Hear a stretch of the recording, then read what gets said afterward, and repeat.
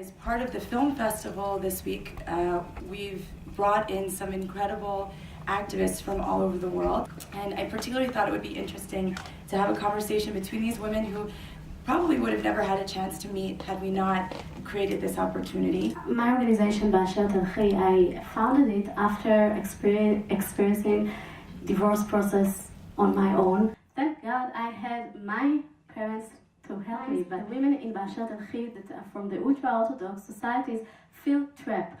Sometimes the isolation, the loneliness and the lack of acceptance that they feel from their community, sometimes from the family, they give them the feeling that why should they live even anymore? And we are also part of the biggest movement in the world of women that are standing and finding their voices and said, well, we are not supposed to suffer. It is very important to work together.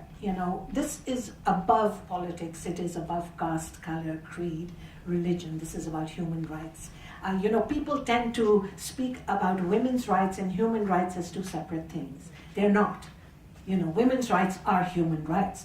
So we have to work with the men because they are part of the solution. They are also part of the problem. And part of the work we do is try and educate young boys to understand how to respect women, how to live with women. And I think that's something that probably plays into what you were saying.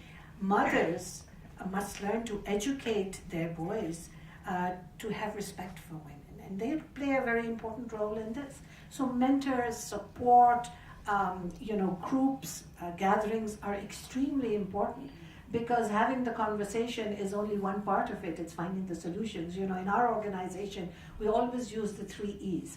We say you have to expose the problem, which is what we do. You have to educate the masses, and then you have to empower for change from within.